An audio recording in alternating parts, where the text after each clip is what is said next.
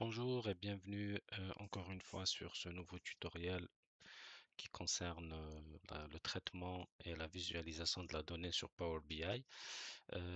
Aujourd'hui, nous allons essayer de faire l'exploration et la visualisation euh, de plusieurs fichiers CSV qui comportent des données de vente d'une pizzeria qui a plusieurs types de pizza, plusieurs formats.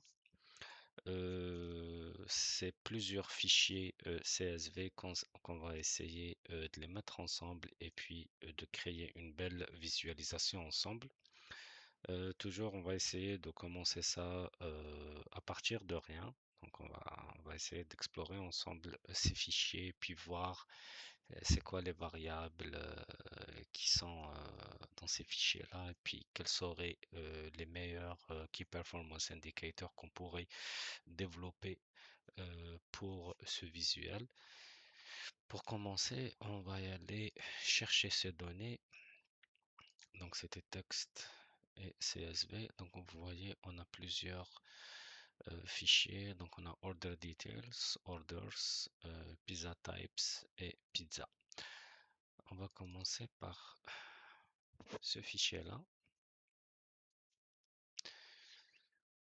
Temps de chargement, excellent. Donc, on a pizza type, pizza ID, size et price, excellent. Ça c'est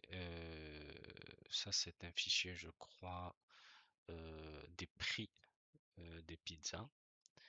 Donc, on va y aller sur transformer les données directement pour voir un peu ce qu'on a. Alors, là, on voit bien que les en-têtes ne sont pas bien alignées. Qu'est-ce qu'on devrait faire? Donc, on va y aller à l'onglet transformer, puis utiliser la première ligne pour les en-têtes. Là, vous voyez, les en-têtes, c'est devenu comme pizza ID, pizza type ID, size and price. On va jeter un petit coup d'œil sur les données qu'on a. Ok, parfait. Le nombre, pas d'erreur. 16 variables uniques, 27 distinctes. Puis là, on a plusieurs tailles S, M, L, XL et XXL. Price ID, parfait. Pizza ID. Alors, ok.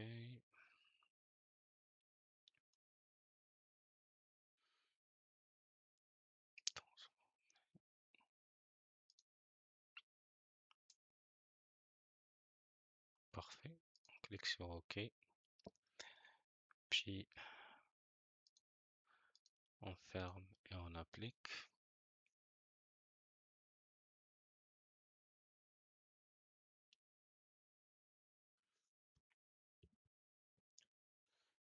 Ça prend un peu de temps pour se synchroniser et charger.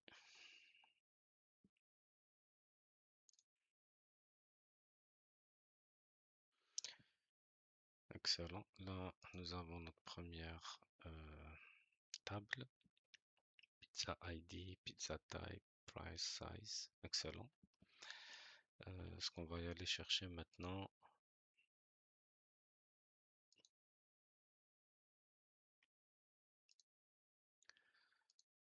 c'est les autres tables. Pizza type. Alors, on a ici les ingrédients, catégories d'ingrédients, les noms des pizzas, puis pizza type ID. Comme on voit ici, toujours le même problème des en-têtes.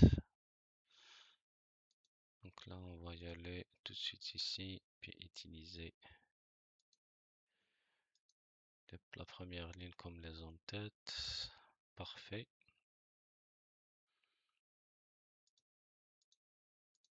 Fermer, appliquer.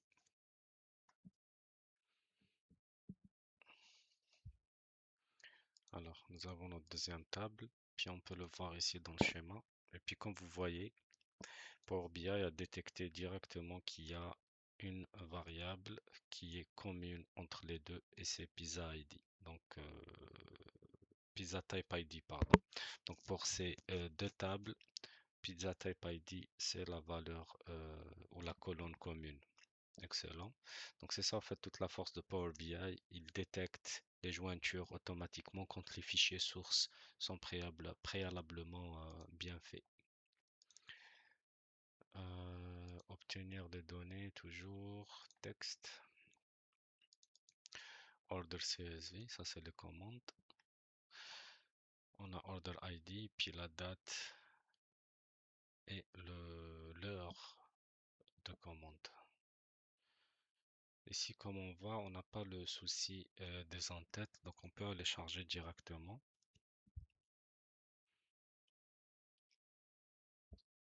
Parfait. Order ID.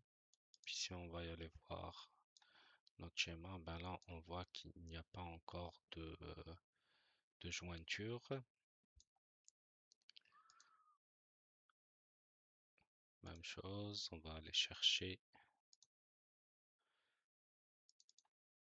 Order ID Details.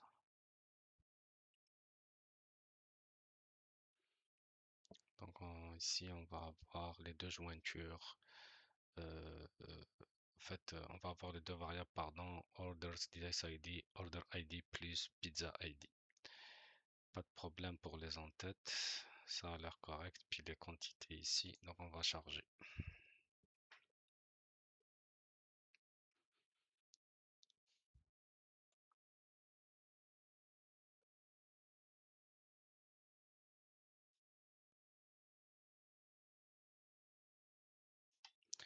Excellent, ça c'est fait. Donc là, comme vous voyez, nous avons notre modèle de données qui s'est installé d'une manière intuitive avec Power BI. Donc on a notre table prix, donc pizza en général, donc on a le pizza ID, pizza type, le type de pizza, le price, le prix de la pizza, puis le format de la pizza. Pizza type, là c'est le nom de la pizza, les ingrédients, la catégorie, pizza type ID. Puis là, on a la date de la commande. Puis ici, on a les détails de tout ce qui est commandé, là, order details, donc la quantité de commandes, le pizza ID, l'order ID et l'order details ID. Excellent. Donc là, les jointures, ce qu'on a ici, c'est l'order ID entre ces deux-là. Puis entre order details et pizza, nous avons le pizza ID qui est notre jointure. Puis on peut y aller cliquer, double-cliquer ici, puis on va voir que Power BI a détecté les deux colonnes qui sont identiques. Puis on peut faire la même chose pour le reste. Excellent. Donc là, nous avons ce qu'il faut pour commencer notre développement. Avant de commencer, directement, on doit importer le background. Donc, en fait, j'ai travaillé quelque chose sur PowerPoint pour avoir le background directement prêt pour l'emploi. Alors, ici, nous allons mettre le tout, information sur la page, donc paramètres du Canva, arrière-plan du Canva. Puis ce qu'on vient faire ici, c'est d'aller chercher notre background qui est Pizza Sales background et éliminer la transparence pour que le fichier euh, soit complètement, alors fermé ici, excusez-moi, on supprime le fichier, parfait, pour que le background soit complètement aligné. Donc là, ce qu'on va faire, c'est remplir ces champs avec le maximum d'indicateurs et le maximum de graphiques. Donc déjà, qu'est-ce qui pourrait être intéressant pour nous de voir? Alors déjà, on a les quantités commandées. Ça peut être un bon KPI. On a nos dates. Puis là, si on va nos trimestres, nos mois, nos années, ben on peut voir rapidement ce qu'on a comme année.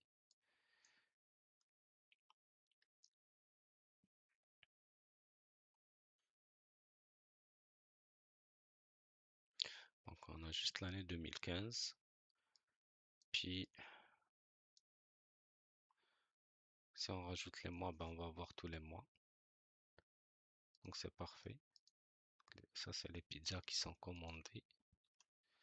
Donc là, pour commencer, on va mettre un titre à notre tableau de bord. Alors le titre, on pourrait mettre vente des pizzas. On pourrait mettre une barre ici. Attendez, excusez, un slash. Alors vente des pizzas, performance 2015. On pourrait rajouter année 2015. Ce qu'on peut faire tout de suite ici, c'est de l'amener là, puis propriété. Alors, taille et style, bordure visuelle. On ne veut pas avoir de bordure visuelle. On va augmenter la transparence, puis changer la couleur en blanc. Agrandir un peu. On va y aller vers du 16.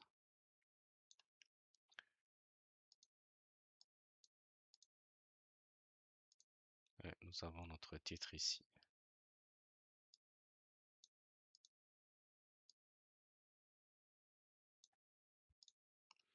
Parfait. Donc, vente des pizzas, performance année 2015.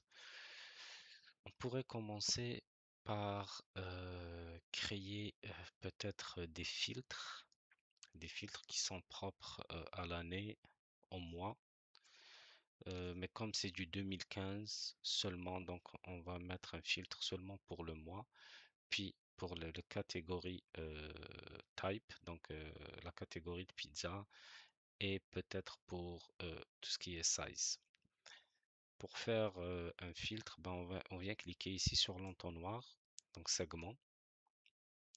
Tout ce qu'on a à faire par la suite, c'est d'y aller mettre la variable qu'on veut faire afficher.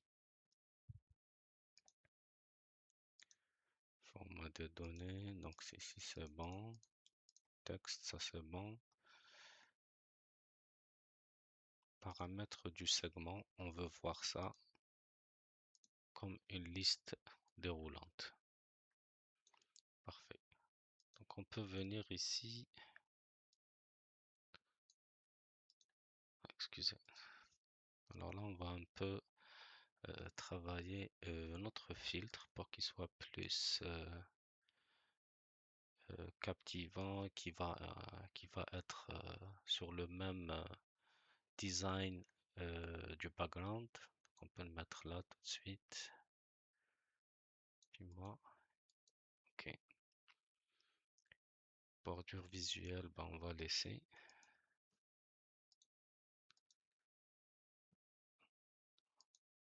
On va peut-être mettre ça en blanc. L'ombre, pas besoin. On avait mis ici, c'était la ligne déroulante en tête. Pas besoin de titre. Alors, couleur de la police, je pense que ça serait mieux de mettre ça sur du blanc. On va le mettre gras et on va mettre un 10 ici. Arrière-plan, on veut pas. Attendez. Alors, l'arrière-plan, couleur, les bordures, ça c'est bon. Pour les filtres, couleur de la zone, on va mettre ça en tête. l'arrière-plan. Ok. Les bordures, on veut ça en blanc toujours. Arrière-plan.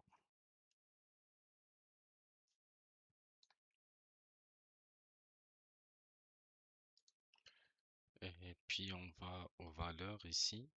Donc couleur de la police, on va mettre ça toujours blanc. Donc comme vous voyez ici, tout va se mettre en blanc et il resterait à modifier l'affichage. On va mettre une couleur qui soit un peu sombre. Et puis là, l'arrière-plan, euh, l'arrière-plan de la liste déroulante, on va le mettre en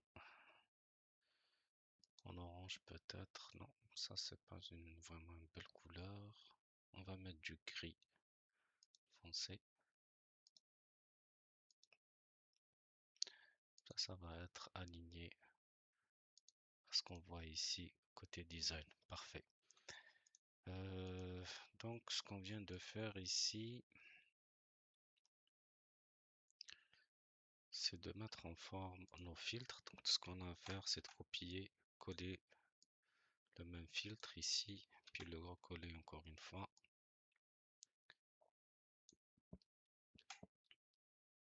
Puis une autre fois. Et on va changer nos segments. Donc là, on était au mois. Là, maintenant, on va y aller vers la catégorie de pizza. Donc là, on a les catégories qui sont chicken, classique, supreme and veggie, végétal. Euh, alors moi, on va y aller ici, catégorie. On va y aller au size. Oups, pardon. On va supprimer d'abord, puis y aller au size. Excellent. Donc on a L, M, S, XL et double XL. Ce qui nous resterait ici, c'est d'y aller chercher. On a eu la catégorie, les ingrédients, le nom, puis là on va mettre le nom directement. Name. Puis là on va avoir les noms de nos pizzas. Alors, il ne manquerait pas autre chose. Type, size, price, time, quantity. Ok, on est bon pour nos filtres. Je pense que c'est assez suffisant. Donc là, comme vous voyez, les filtres, on peut les façonner à notre manière, puis les mettre assortis avec le background. C'est super important de le faire pour avoir une belle visualisation graphique de nos données. Alors, passons maintenant aux KPI, Key Performance Indicator, ou indicateurs de performance qui peuvent être intéressants à voir. Donc, on pourrait commencer déjà par la quantité vendue. Donc, on va cliquer sur carte ici, là où il y a écrit 1, 2, 3. Puis, on ramène nos quantités. Donc là, sum of quantity, on pourrait déjà commencer par aligner ça au rectangle de notre clé de performance et on va y aller modifier un peu les paramètres. Donc, ce qu'on voit ici, valeur de la légende, on pourrait mettre ça en couleur blanche, pardon, et enlever l'arrière-plan.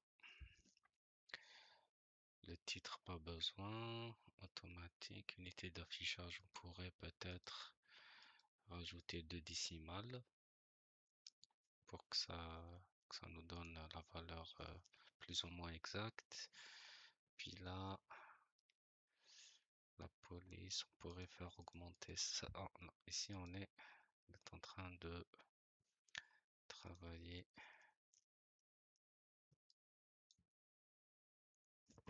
le titre. C'est l'étiquette de catégorie, pardon. Ok. nombre de décimales, c'est bon. On pourrait mettre ça un peu gras. Et symbole. Voilà, comme ça va être la même police un peu partout. Bordure visuelle, pas besoin. L'arrière-plan, pas besoin. Taille et position, c'est bon. Il resterait juste à modifier la légende qu'on pourrait faire ici. Donc, renommer pour ce visuel. On pourrait écrire quantité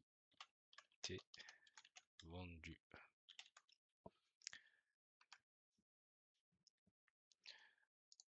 Excellent. Donc, on a notre premier KPI. Mais comme vous voyez ici, si on clique sur février, ben, on va avoir directement la quantité vendue au mois de février. Si on veut voir plusieurs mois, ben, on clique sur contrôle, on le maintient, puis on sélectionne les mois qu'on veut voir. Comme vous voyez, ça augmente. Si on veut effacer le filtre, ben, on clique ici.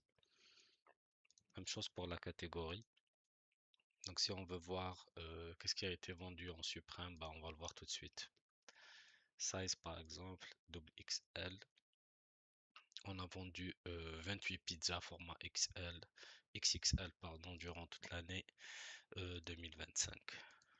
Ici, c'est le nom des pizzas avec la quantité vendue. On peut cliquer, filtrer et défiltrer comme on veut. Alors, pour le deuxième KPI, ben, même affaire, CTRL-C, CTRL-V, on copie, on le ramène ici, puis on change seulement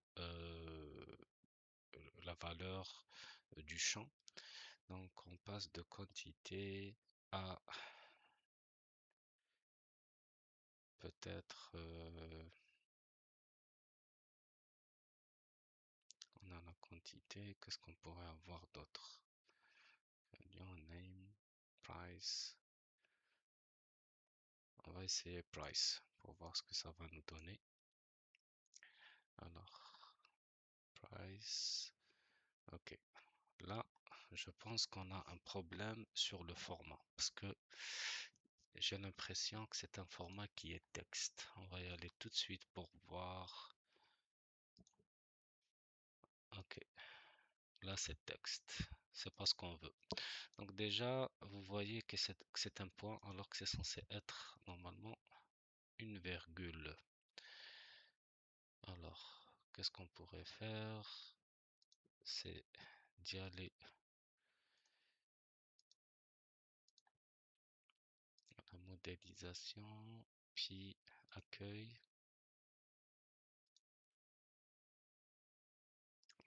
puis transformer le données. Donc on va atterrir dans Power Query. Et ce qu'on pourrait faire ici, c'est de remplacer les valeurs. Donc on va lui dire de nous remplacer le point par une virgule pour commencer. Et on va mettre OK. Alors, fractionner, modifier le type. Là, ce qu'on veut, c'est un nombre décimal. Fermer, appliquer.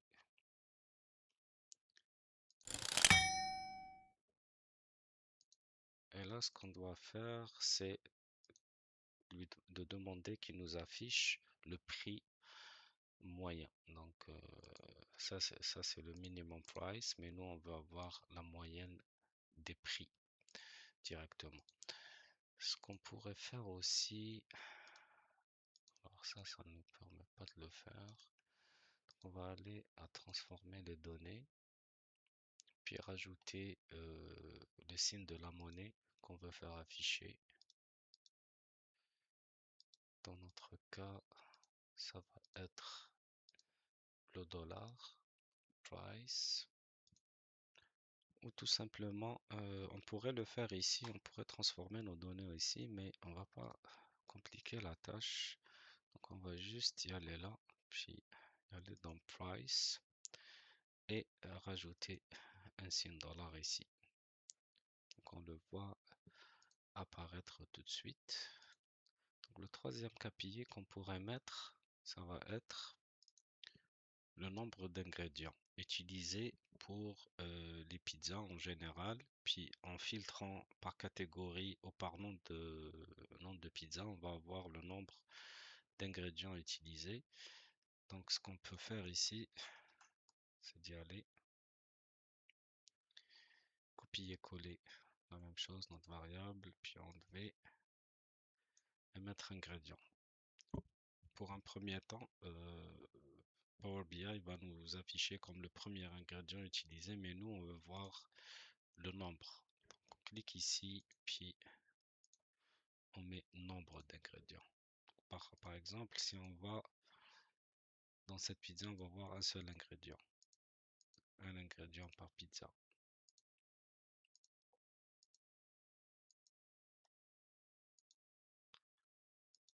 32 de barbecue. Alors là, je pense qu'on a un petit problème parce que ça nous s'affiche un peu partout. Ou bien c'est le nombre d'ingrédients qui est vraiment utilisé. On va aller vérifier.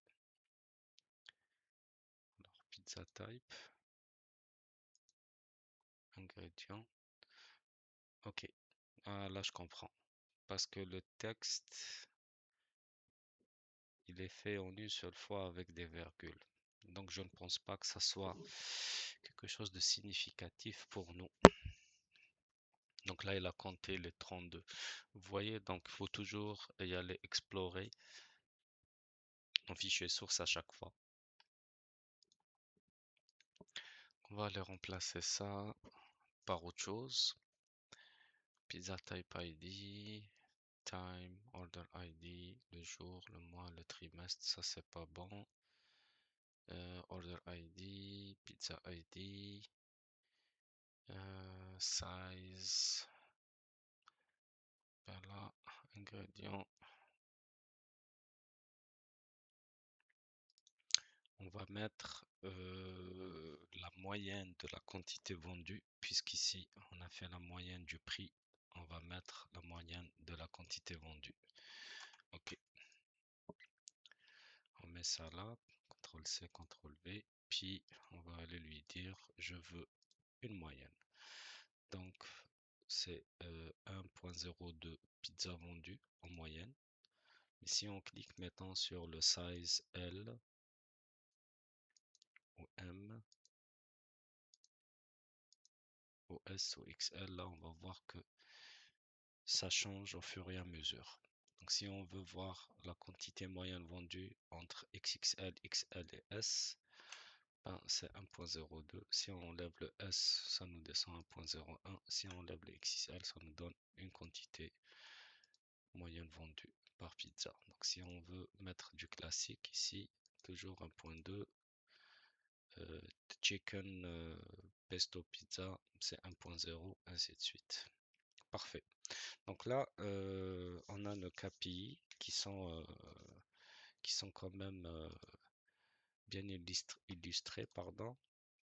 Et ici, on va changer un peu l'intitulé parce que c'est pas vraiment ça. Donc quantité moyenne vendue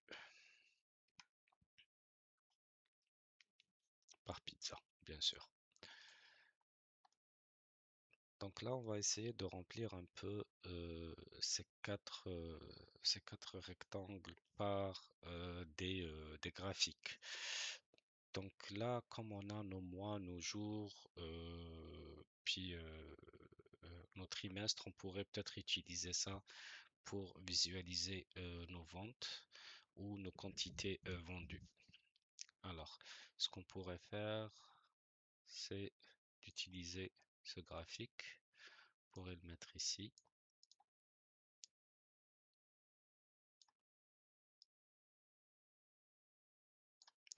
Pour illustrer les ventes par mois. Donc les X, on va faire les mois. Puis nos valeurs, on va mettre la quantité vendue. Donc comme vous voyez, on regarde ce qui a été vendu au cours de l'année. Janvier, février, mars, avril, mai, juin, juillet, jusqu'au mois de décembre, puis on voit nos fluctuations. Donc là, ce qu'on remarque déjà, c'est qu'au mois d'octobre, il y a eu une baisse de performance. C'est ce genre de piste qui nous emmène à aller explorer et investiguer. Au fait, c'est quoi les événements qui ont fait que les ventes ont baissé durant ce mois d'octobre à ce point.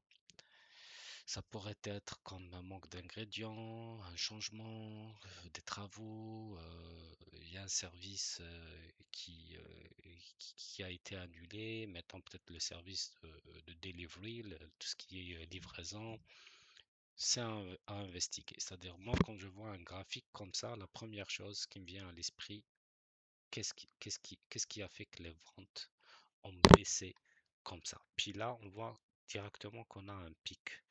Donc ce pic-là, c'est 4392 quantités vendues au mois de juillet.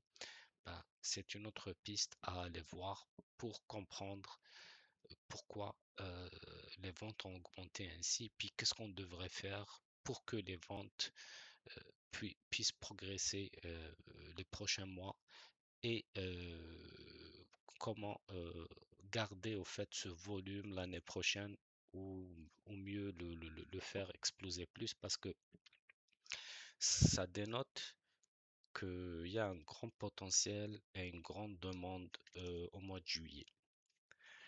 On va essayer de mettre ça un peu plus joli. Donc, ce qu'on pourrait faire, c'est déjà d'essayer de reproduire ce qui a été fait avant pour gagner du temps. Puis là, on voit que le background a été directement supprimé parce qu'on a fait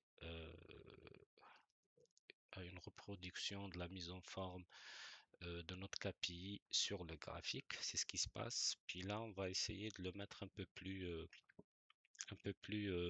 comment dirais-je, adapté à notre arrière-plan. Alors pour ce faire, on doit y aller à objet visuel, pardon, puis axe des X. On va afficher ça en blanc. Puis on va le réduire au maximum pour que ça s'entasse. Parfait. Alors hauteur maximale. On pourrait laisser ça comme suit. On va essayer d'élargir le maximum possible. Parfait. Donc notre titre, on va le mettre en blanc pour l'axe des X. Donc là, on voit bien qu'on a nos mois. Puis on peut aussi le supprimer pour gagner plus de place parce qu'on voit qu'on parle des mois, on parle pas d'autre chose. Donc on a janvier, février et tous les mois de l'année. Largeur des catégories, ça c'est au minimum. Si on va à l'axe des Y pour la couleur, on va mettre pareil. Minimum 1. Ok, ça c'est les échelles.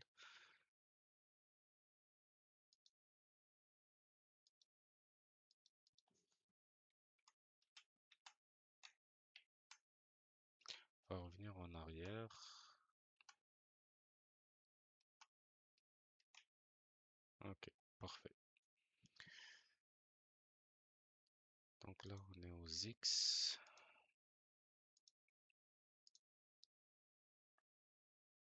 On repart aux Y. Même affaire. On met ça au 8. Le titre, on va mettre la couleur blanche ici, some quantity. Et puis, je pense qu'on n'aura pas vraiment besoin du titre ici parce qu'on va l'écrire tout en haut. Mais je pense que ça serait toujours bon d'indiquer ce qu'on veut montrer. Alors, si on pouvait écrire quantité vendue.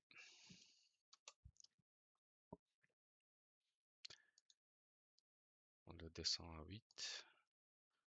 On n'a pas d'axe secondaire ici.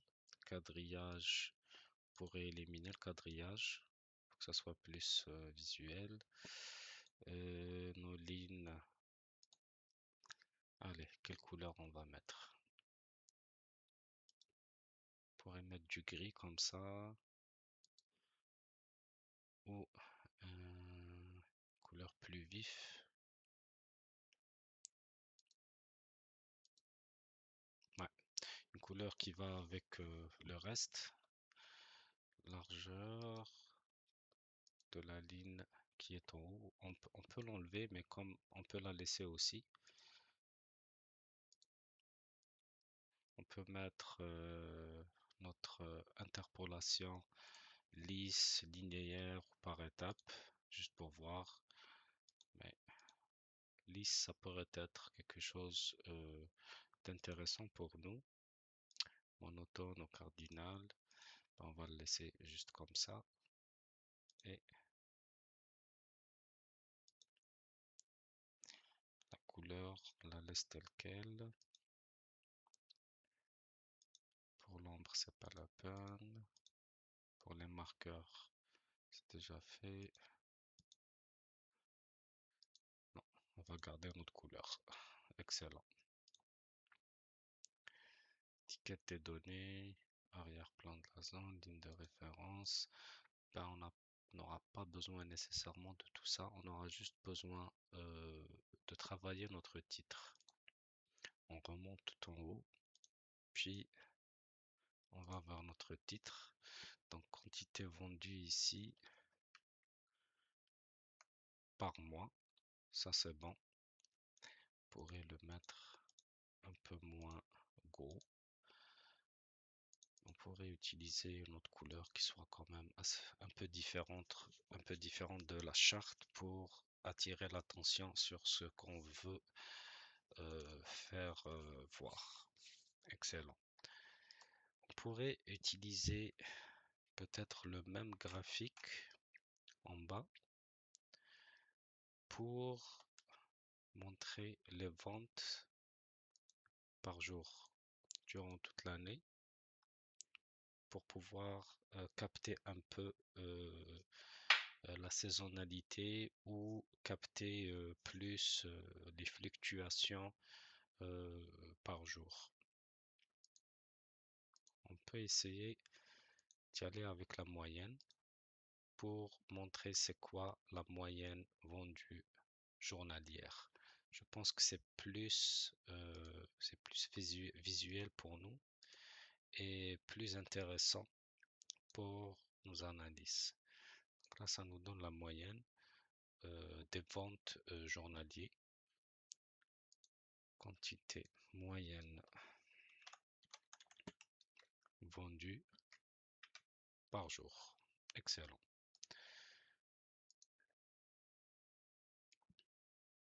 Donc déjà, nous avons deux beaux graphiques qui montrent un peu la tendance des ventes à travers le temps.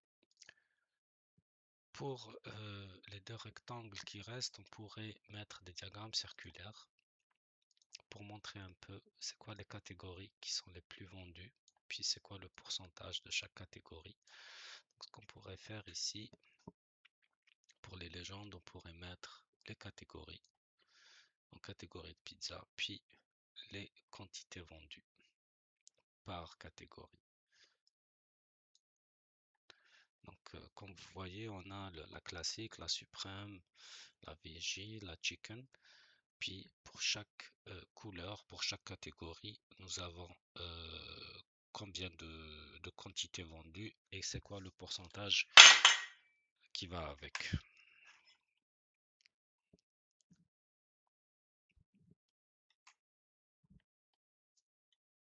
Donc là, on va essayer de mettre ça un peu plus propre.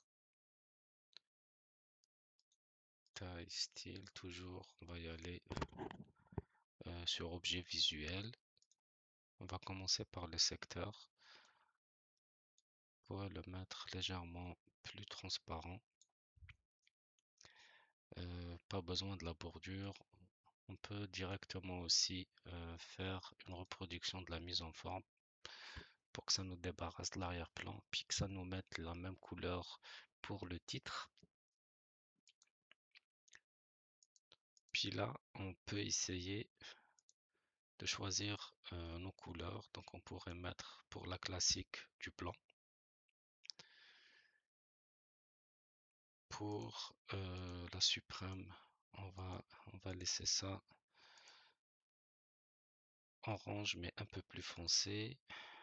Pour la vigie, on peut mettre quelque chose qui correspondrait un peu à la nature de tout ce qui est végétal. Donc on pourrait mettre quelque chose qui va y aller un peu vers le vert, mais toujours un peu foncé pour rester dans le même thème. Puis chicken, on pourrait mettre un peu de jaune pour être uniforme avec le titre. Excellent. Alors l'emplacement, donc le rayon interne ici. Ok, on va faire agrandir le cercle du milieu. On va le mettre comme ça. Puis là, étiquette et détaillée. On veut extérieur, intérieur. Donc extérieur, c'est bon. Pour les valeurs, on pourrait les mettre moins grand, puis on enlève le gras. Pour la police, on peut laisser ça comme ça.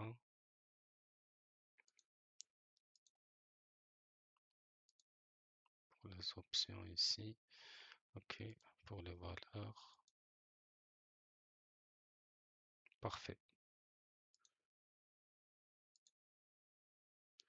La rotation, pas besoin d'y toucher.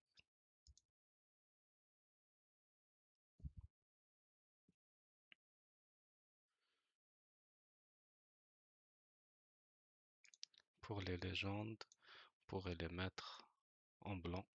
Comme ça va être la même chose partout. Puis mettre ça moins grand aussi.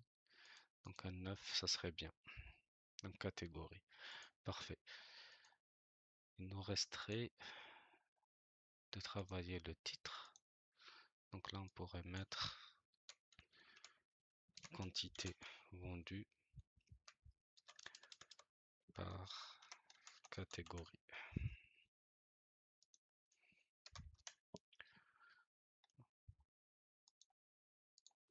Donc nous avons notre graphique ici qui est pas mal aligné au reste. C'est un diagramme circulaire qui nous montre c'est quoi la quantité vendue par catégorie de pizza et le pourcentage ou la proportion qui va avec. Donc on va faire la même chose ici pour le size, pour le format de la pizza. Donc on copie-colle notre graphique tout simplement. On agrandit légèrement. Et on remplace nos valeurs. Donc on enlève la catégorie, puis on met le size. Donc comme vous voyez directement, ça nous donne size L, M, S, XL, double XL en catégorie et toutes les données qui vont avec. Donc tout de suite, on peut voir que la XL, c'est la moins vendue. Et la double XL aussi, pardon. Par contre, la plus vendue, c'est directement là le 29,5%.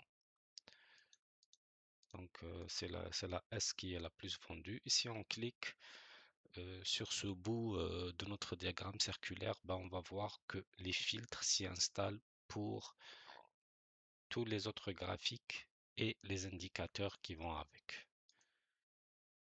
Même chose, on va essayer de mettre ça en uniforme. On va essayer de reproduire, on va tenter ça.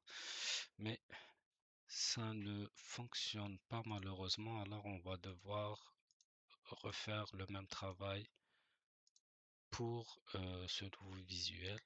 Donc la légende, donc le titre, déjà on commence par le titre. Là on va mettre catégorie par size. Couleur, donc là pas besoin. Pour les légendes, pas besoin. Donc là le secteur, pour le L, on va mettre une couleur qui soit blanche. Ok. Pour le M, on va mettre de l'orange. Pour le S, on va mettre quelque chose qui va être un peu plus foncé avec une autre couleur. Et pour le XL, on va mettre du jaune.